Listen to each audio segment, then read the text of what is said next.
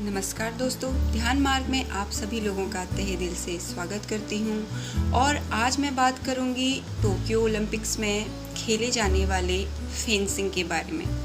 भवानी देवी जो कि भारत की ही एक खिलाड़ी हैं और उनकी ही बदौलत ये नाम हमको बहुत सुनने को मिल रहा है।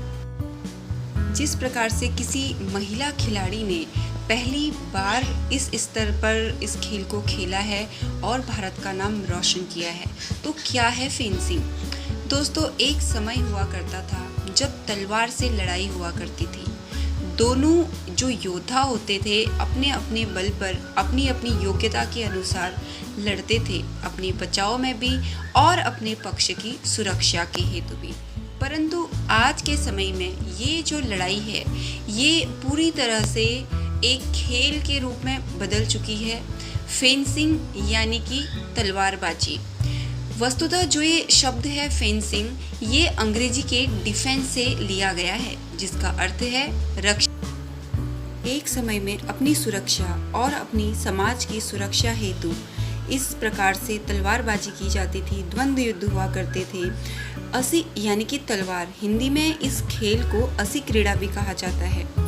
अब इस खेल में होता क्या है उसके बारे में हम थोड़ी बात करेंगे, क्योंकि बहुत सारी जो कंट्रीज़ हैं उन्होंने इस द्वंद्व युद्ध को दंडनीय घोषित कर दिया है। इसीलिए इसमें केवल अब एक खेल के तौर पे ही इसको खेला जाता है। अब खेलने की जो तरीके थे, जो रीतियाँ थी, वो तो वही हैं जो द्वंद्व युद्ध में प्रयुक्त होती थी। परंतु अब प्रतिद्वंदी को, यानी कि जो अब आप खेल रहे हैं और आपके अपोजिट जो खेल रहा है उसको तलवार से छू लेना ही पर्याप्त समझा जाता है। प्रतिद्वंदी को असी से छू दिया जाए और स्वयं उसकी असी यानी कि तलवार से बच जाए। फेंसिंग का कुल खेल इतना ही है। इन दिनों भी फेंसिंग बहुत अच्छा खेल समझा जाता है। और अगर मैं अपनी बात करूं तो दोस्तों, मैंने तो इस बार ही पहली बार ये नाम सुना और इसके बारे में थोड़ा बहुत अध्ययन किया, तो मुझे लगा शायद और भी बहुत सारे लोग होंगे मेरे ही जैसे जिनको पता नहीं होगा कि फेंसिंग क्या है और इसको किस प्रकार से खेला जाता है। हालांकि ये गेम बहुत नया नहीं है। फेंसिंग 1896 से मॉडर्न ओलंपिक की शुरुआत के समय से ही खेला जाता है।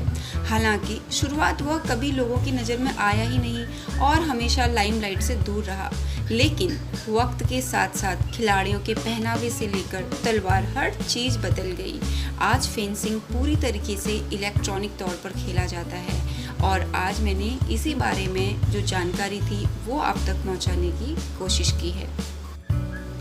दोस्तों, फेंसिंग में 3 तरह के यंत्रों का प्रयोग होता है। प्रत्येक की प्रतिद्वंदिता अलग अलग होती है और इनसे खेलने का ढंग भी कुछ बहुत भिन्न होता है। प्रत्येक शस्त्र के लिए अलग शिक्षा लेनी पड़ती है और अभ्यास करना पड़ता है। इन यंत्रों के नाम होते हैं फॉयल, एपे और सेबर। इनको तलवारबाजी के फॉर्मेट भी कहा जाता है। द फॉयल में सबसे हल्की तलवार का इस्तेमाल किया जाता है, जिसका वजन लगभग 500 ग्राम से कम होता है और वह सबसे ज़्यादा फ्लेक्सिबल होता है। हालांकि इसमें खिलाड़ी केवल तलवार की नोक से ही प्रहार कर सकता है। खिलाड़ियों को विरोधी के कमर और चेहरे के नीचे के हिस्से में ही अटैक करने की अनुमति होती है। इसमें खिलाड़ी को अटैकिंग स्किल दिखाने होते हैं, जिसके दम पर उन्हें प्राथमिकता दी जाती है और फिर अंक दिए जाते हैं।